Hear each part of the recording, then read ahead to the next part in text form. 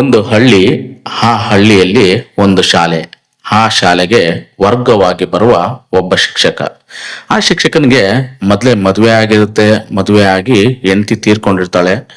ಒಂದು ಮಗು ಕೂಡ ಇರುತ್ತೆ ಆ ಶಿಕ್ಷಕನಿಗೆ. ಸೊ ಕ್ರೇಜಿ ಸ್ಟಾರ್ ರವಿಚಂದ್ರನ್ ಅವರು ನಟಿಸಿ ನಿರ್ಮಿಸಿರ್ತಕ್ಕಂಥ ಸಿನಿಮಾ, ಮೋಹನ್ ಮಂಜು ಅವರು ನಿರ್ದೇಶಿಸಿರ್ತಕ್ಕಂಥ ಸಿನಿಮಾ. ಬಿಂದಿಯ ನಾಯಕಿಯಾಗಿದ್ರೆ ಬಾಲಕೃಷ್ಣ, ತೂಗುದೀಪ್ ಶ್ರೀನಿವಾಸ್, ಗಿರ್ಜಾ ಲೋಕೇಶ್, ಸಿಲ್ಕ್ ಸ್ಮಿತಾ, ಇನ್ನು ಸಾಕಷ್ಟು ಕಲಾವಿದರು ಈ ಸಿನಿಮಾದಲ್ಲಿ ನಟಿಸಿದ್ರೆ, ಯಾವ್ದು ಆ ಸಿನಿಮಾ, ಏನದರ ಕತೆ ಅಂತ ನೋಡಕ್ಕೂ ಮುಂಚೆ ಯಾರೆಲ್ಲ ನನ್ನ ಚಾನಲ್ನ ಸಬ್ಸ್ಕ್ರೈಬ್ ಮಾಡ್ಕೊಂಡಿಲ್ವೋ ದಯಮಾಡಿ ಸಬ್ಸ್ಕ್ರೈಬ್ ಮಾಡ್ಕೊಡಿ. ಹಾಗೆ ಬೆಲ್ ಬಟನ್ ನ ಕ್ಲಿಕ್ ಮಾಡಿ ಲೈಕು, ಶೇರು, ಕಮೆಂಟು ಕೊಟ್ಬಿಡಿ ಅಂತ ಕೇಳ್ತಾ, ಗುರು 17 ಮಾರ್ಚ್ 1992ರಲ್ಲಿ ಬಿಡುಗಡೆಯಾಗುತ್ತೆ ಸಿನಿಮಾ.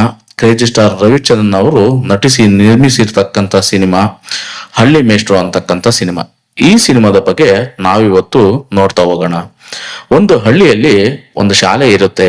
ಆ ಶಾಲೆಗೆ ಶಿಕ್ಷಕರಾಗಿ ಟ್ರಾನ್ಸ್ಫರ್ ಆಗಿ ಬರ್ತಾರೆ ರವಿಚಂದ್ರನ್ ಅವರು. ಸೊ ಅವ್ರಿಗೆ ಮೊದಲೇ ಮದುವೆ ಆಗಿರುತ್ತೆ, ಹೆಂಡತಿ ತೀರ್ಕೊಂಡಿರ್ತಾಳೆ, ಒಂದ್ ಮಗು ಇರುತ್ತೆ. ಸೊ ಆ ಶಾಲೆಯಲ್ಲಿ 3 ತರ್ಲೆ ಶಿಷ್ಯರು ಇರ್ತಾರೆ. ಅವರ ಜೊತೆಗಾತಿ ಆ ಊರಿನ ಪಟೇಲ್ರ ಮಗಳು. ಸೊ ವಯಸ್ಸಿಗೆ ಬಂದಿರತಕ್ಕಂತ ಹೆಣ್ಮಗಳು ಆ 3 ತರ್ಲೆ ಶಿಷ್ಯರ ಜೊತೆ ಸೇರಿ ಏನೆಲ್ಲ ಕಾಟ್ಲೆ ಕೊಡ್ತಾಳೆ, ಕೀಟ್ಲೆ ಕೊಡ್ತಾಳೆ ಈ ಮೇಷ್ಟ್ರಿಗೆ ಅನ್ನೋದು ಈ ಸಿನಿಮಾದ ಒನ್ಲೈನ್ ಸ್ಟೋರಿ. ಹಾಗೆ ಈ ಸ್ಟೋರಿನ ನೋಡೋದಾದ್ರೆ, ಸೊ ಸಣ್ಣ ಹುಡುಗರ ಜೊತೆ ಸೇರ್ಕೊಂಡು ಆ ಹುಡುಗಿ ತುಂಬಾನೇ ತರಲೆ ಮಾಡ್ತಾ ಇರ್ತಾಳೆ, ಕಾಲ ಕಳೀತಾ ಇರ್ತಾಳೆ, ವೇಸ್ಟ್ ಆಗಿ ಜೀವನ ಮಾಡ್ತಾ ಇರ್ತಾಳೆ. ಸೊ ಇವರ ತರಲೆ ಎಷ್ಟು ಮಟ್ಟಿಗೆ ಹೋಗುತ್ತೆ ಅಂದ್ರೆ ಪಂಚಾಯತಿ ಕಟ್ಟೆಗೆ ಹೋಗುತ್ತೆ ಇವ್ರ ತರ್ಲೆ. ಅತಿ ಆಗಿರುತ್ತೆ ಅಂತ ಹೇಳ್ಬೋದು. ಆ ರೀತಿಯಾದ ತರ್ಲೆ ಮಾಡ್ತಾ ಇರ್ತಾಳೆ. ಈಗ ಇವರ ತರ್ಲೆ ಮೇಷ್ಟ್ರ ಮನೆಯಲ್ಲಿ ಊಟ ಕತ್ಕೊಂಡು ತಿನ್ನೋ ಮಟ್ಟಕ್ಕೆ ಕೂಡ ಹೋಗುತ್ತೆ ಗುರು.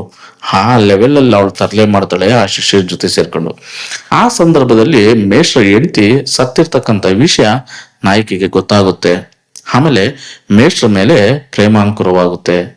ನಾಯಕ ತನ್ನ ಮಗುವಿಗೆ ಮಲ್ತಾಯಿ ಬರೋದಕ್ಕೆ ಇಷ್ಟಪಡಲ್ಲ. ನಾಯಕಿಯ ಪ್ರೀತಿಯನ್ನ ಕಡಾಖಂಡಿತವಾಗಿ ನಿರಾಕರಿಸ್ತಾನೆ ನಾಯಕ. ಆದ್ರೂ ನಾಯಕಿ ಪಟ್ಟು ಬಿಡದೆ ತನ್ನ ತರ್ಲೆ ಸ್ನೇಹಿತರ ಸಹಾಯದಿಂದ ನಾಯಕನನ್ನ ಬಲವಂತವಾಗಿ ಮದುವೆ ಆಗ್ತಾಳೆ. ಸೊ ನಾಯಕಿ ಮದುವೆ ಆದ್ಮೇಲೆ ನಾಯಕನನ್ನ ಹೋಲ್ಸ್ಕೊಂತಾಳ. ಏನಾಗುತ್ತೆ ಮುಂದೆ ಅನ್ನೋದು ಈ ಸಿನಿಮಾದ ಸ್ಟೋರಿ. ನಂತರ ಚಿತ್ರ ಯಾವ ತಿರುವನ್ನ ಪಡೆದುಕೊಳ್ಳುತ್ತೆ ಎಂಬ ಪ್ರಶ್ನೆಗಳಿಗೆ ನೀವು ನಿಜಕ್ಕೂ ಚಿತ್ರ ನೋಡಿದ್ರೆ ತುಂಬಾ ಅದ್ಭುತ ಅಂತ ಹೇಳ್ಬೋದು. ಯಾಕಂದ್ರೆ ರವಿಚಂದ್ರನ್ ಅಭಿನಯ ಈ ಸಿನಿಮಾದಲ್ಲಿ ಸಖತ್ತಾಗಿದೆ. ಇನ್ನ ನಾಯಕಿ ಬಿಂದಿಯ ಪರಭಾಷೆಯವರಾದ್ರೂ ಅತ್ಯುತ್ತಮವಾಗಿ ನಟಿಸಿದ್ರ ಅಂತ ಹೇಳ್ಬೋದು. ನಮ್ಮ ಹಳ್ಳಿ ಸೊಗಡಿನ ಚಿತ್ರದಲ್ಲಿ ಪರಭಾಷೆಯವರು ನಟಿಸಿ ಸೈ ಅನ್ಸ್ಕೊಂಡಿರ್ತಕ್ಕಂಥದ್ದು ಅಷ್ಟು ಸುಲಭದ ಮಾತಲ್ಲ. ತರ್ಲೆ ಶಿಷ್ಯರ ಪೈಕಿ ಫಕೀರಪ್ಪ ದೊಡ್ಡಮನಿ, ಕಪ್ಪೇಲಯ್ಯ ಅದ್ಭುತವಾಗಿ ನಟಿಸಿ ಗಮನ ಸೆಳೀತಾರೆ. ತುಂಬಾನೇ ನಗೆಗಳಲ್ಲಿ ತೇಲಾಡಿಸ್ತಾರೆ. ಇನ್ನ ಸಿಲ್ಕ್ ಸ್ಮಿತಾ ಅವರು ರವಿಚಂದ್ರನ್ ಜೊತೆ ಸ್ಕ್ರೀನ್ ನ ಶೇರ್ ಮಾಡ್ಕೊಂಡಿದ್ರೆ ತಮ್ಮ ಮಾದಕತೆಯಿಂದ ಗಮನ ಸೆಳೀತಾರೆ. ಇನ್ನ ಹಂಸಲೇಖ ಅವರ ಸಂಗೀತ ತುಂಬಾನೇ ಅದ್ಭುತ.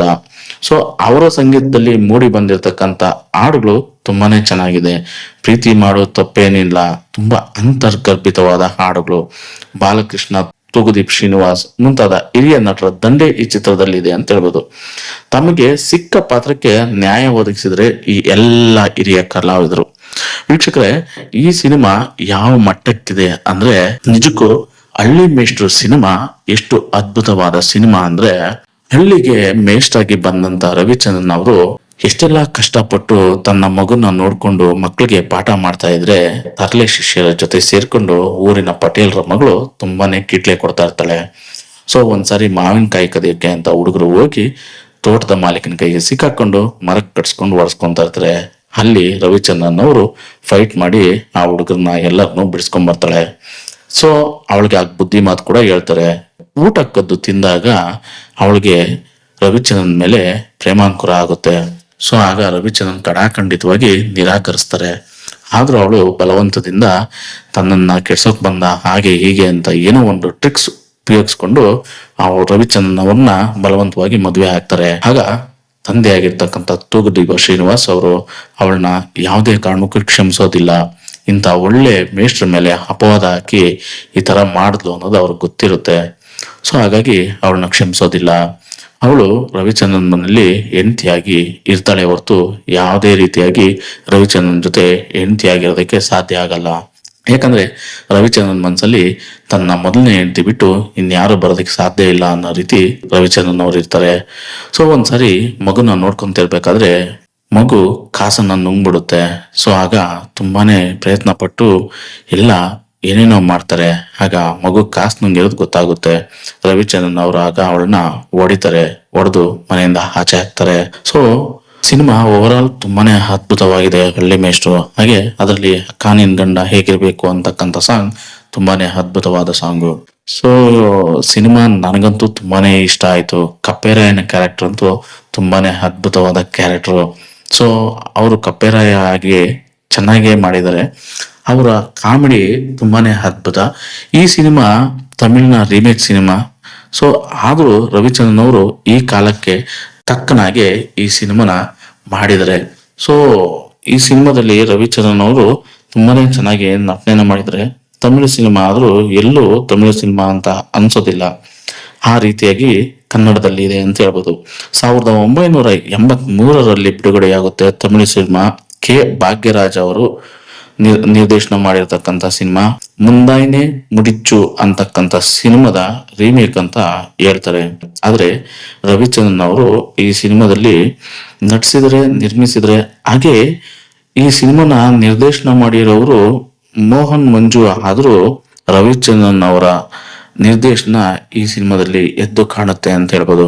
ಯಾಕಂದ್ರೆ ಈ ಸಿನಿಮಾದಲ್ಲಿ ರವಿಚಂದ್ರನ್ ಅವರ ಕೈ ಚಳಕ ತುಂಬಾನೇ ಜಾಸ್ತಿನೇ ಇದೆ ಅಂತ ಹೇಳ್ಬೋದು. ಹಾಗೆ ಹಂಸಲೇಖ ಅವರ ಸಂಗೀತ ನೀವು ಕೇಳಂಗೆ ಇಲ್ಲ, ತುಂಬಾನೇ ಅದ್ಭುತವಾದ ಸಂಗೀತ. ಸೊ ಹಳ್ಳಿ ಮೇಷ್ಟ್ರು over all super hit cinema. So ಬಿಡುಗಡೆ ಆದಾಗ ಭರ್ಜರಿ ಓಪನಿಂಗ್ ನ ಪಡೆದುಕೊಳ್ಳುತ್ತೆ. ಜನನ ಮೆಚ್ಕೊಂತಾರೆ. ಜನ ಹೃದಯದಲ್ಲಿ ಉಳಿದುಕೊಂಡಂತ ಸಿನಿಮಾ ಹಳ್ಳಿ ಮೇಷ್ಟ್ರು. ಈಗಲೂ ಇದರ ಹಾಡುಗಳು ತುಂಬಾನೇ ಅದ್ಭುತ, ಗುನುಗುವಂತ ಹಾಡುಗಳು. ಈ ತರ ಹಾಡುಗಳನ್ನ ಕೊಡ್ತಕ್ಕಂಥ ನಮ್ಮ ಕನ್ನಡ ಚಿತ್ರರಂಗದಲ್ಲಿ ಇತ್ತೀಚೆಗೆ ಯಾವುದೋ ಒಂದು ದರಿದ್ರವಾಗಿರೋ ಒಂದು ಹಾಡು ಬಂದಿದೆ, KD ಸಿನಿಮಾದು. ಪ್ರೇಮ್ ಅವರು ಸಾಹಿತ್ಯ ಬರ್ತಿದ್ರೆ, ಎಂತೆಂತನೋ ಸಾಹಿತ್ಯ ಬರೆದಂತ ಪ್ರೇಮ್ ಈ ಹಾಡನ್ನ ಯಾಕೆ ಈ ಮಟ್ಟಕ್ಕೆ, ಇಷ್ಟು ಕೆಳಮಟ್ಟಕ್ಕೆ ಕನ್ನಡ ಚಿತ್ರರಂಗದಲ್ಲಿ ಇಂಥ ಹಾಡನ್ನು ಬರೆದ್ರು ಅಂತ ನನಗಂತೂ ಗೊತ್ತಿಲ್ಲ. ಈ ತರ ಒಂದು ಮೆಲೋಡಿ ಟ್ರ್ಯಾಕ್ ಇರ್ತಕ್ಕಂಥ ಸಿನಿಮಾಗಳು ಹಿಂದೆ ಸಾಕಷ್ಟು ಬಂದಿವೆ, ಆದ್ರೆ ಇವರು ಯಾಕೆ ಈ ತರ ಮಾಡಿದ್ರು ಅಂತ ಗೊತ್ತಿಲ್ಲ. ಸೊ ಸಿಲ್ಕ್ ಸ್ಮಿತಾ ಅವರು ಈ ಸಿನಿಮಾದಲ್ಲಿ ಆಕ್ಟ್ ಅನ್ನ ಮಾಡಿದ್ದಾರೆ. ಸೊ ಒಂದು ಕೂಡ ಇರ್ಬೋದು ಅವ್ರಿಗೆ. ಸೊ ತುಂಬಾನೇ ಅದ್ಭುತವಾಗಿ ಆಕ್ಟ್ ಅನ್ನ ಮಾಡಿದ್ದಾರೆ ರವಿಚಂದ್ರನ್ ಅವ್ರ ಜೊತೆ. ಇನ್ನೊಂದು ವಿಶೇಷವಾದ ಒಂದು ಮಾತನ್ನ ಹೇಳಲೇಬೇಕು ನಾನು. ಯಾಕಂದ್ರೆ ಸಿಲ್ಕ್ ಸ್ಮಿತಾ ಅವರು ಸಾಯುವ ಕೊನೆ ಗಳಿಗೆಯಲ್ಲಿ ರವಿಚಂದ್ರನ್ ಸರ್ ಅವ್ರಿಗೆ ಫೋನ್ ಅನ್ನ ಮಾಡಿರ್ತಾರೆ. ಆದ್ರೆ ರವಿಚಂದ್ರನ್ ಸರ್ ಅವರು ಸಿನಿಮಾದ ಶೂಟಿಂಗ್ ನಲ್ಲಿ ಇದ್ದ ಕಾರಣ ಫೋನ್ ನ ರಿಸೀವ್ ಮಾಡೋದಿಕ್ಕೆ ಆಗ್ಲಿಲ್ಲ ಅನ್ನೋದು ಎಲ್ಲೋ ಒಂದ್ ಕಡೆ ಓದಿರ್ತಕ್ಕಂಥ ನೆನಪು ನನಗೆ. ಅದನ್ನ ನಿಮ್ ಜೊತೆ ಶೇರ್ ಮಾಡ್ಕೊಬೇಕು ಅಂತ ಅನ್ಸ್ತು, ಹಾಗಾಗಿ ಶೇರ್ ಮಾಡ್ಕೊಂತ ಇದ್ನಿ. ಸೊ ಯಾಕೆ ಶೇರ್ ಮಾಡ್ಕೊಂತ ಇದ್ನ ಅಂದ್ರೆ, ಸಿಲ್ಕ್ ಸ್ಮಿತಾ ಅವರು ಹಳ್ಳಿ ಮೇಷ್ಟ್ರು ಸಿನಿಮಾದಲ್ಲಿ ಒಂದು ಪಾತ್ರನ ಮಾಡಿದ್ದಾರೆ. ಹಾಗಾಗಿ ರವಿಚಂದ್ರನ್ ಅವ್ರಿಗೆ ಕಾಲ್ ಮಾಡಿರ್ತಾರೆ. ಸೊ ತುಂಬಾ ಆತ್ಮೀಯರು ಆಗಿರ್ತಾರೆ ರವಿಚಂದ್ರನ್ ಜೊತೆ. ಹಾಗಾಗಿ ಕಾಲ್ ಮಾಡಿದಾಗ ರವಿಚಂದ್ರನ್ ಸರ್ ಅವರು ರಿಸೀವ್ ಮಾಡೋದಕ್ಕೆ ಸಾಧ್ಯ ಆಗಿರಲ್ಲ ಅನ್ನೋದು ಒಂದ್ ಕಡೆ ಎಲ್ಲೋ ಓದಿದ ನೆನಪು ನನಗೆ. ಸೊ ಹಾಗಾಗಿ ಇದನ್ನ ಶೇರ್ ಮಾಡ್ಕೊಂಡೆ. ಸೊ ಹಳ್ಳಿ ಮೇಷ್ಟ್ರು ತುಂಬಾನೇ ಅದ್ಭುತವಾದ ಸಿನಿಮಾ, ನೀವು ಖಂಡಿತ ನೋಡ್ಲೇಬೇಕು. ಯಾರೆಲ್ಲ ನೋಡಿಲ್ವೋ ದಯಮಾಡಿ ಹಳ್ಳಿ ಮೇಷ್ಟ್ರು ಸಿನಿಮಾನ ನೋಡಿ. ಹಾಗೆ ನನ್ನ ವಿಡಿಯೋ ನಿಮ್ಗೆ ಇಷ್ಟ ಆಗಿದ್ರೆ ದಯಮಾಡಿ ಒಂದೇ ಒಂದು ಸಬ್ಸ್ಕ್ರೈಬ್ ಮಾಡ್ಕೊಳ್ಳಿ, ಬೆಲ್ ಬಟನ್ ನ ಕ್ಲಿಕ್ ಮಾಡಿ, ಲೈಕ್ ಶೇರ್ ಕಮೆಂಟ್ ಕೊಟ್ಬಿಡಿ ಅಂತ ಕೇಳ್ತಾ ಮುಂದಿನ ವಿಡಿಯೋಗೆ ನನಗೆ ತುಂಬಾನೇ ಸಪೋರ್ಟ್ ಮಾಡಿ ಅಂತ ಕೇಳ್ಕೊಂತೀನಿ ಗುರು. ಧನ್ಯವಾದಗಳು. ಶುಭ ದಿನ.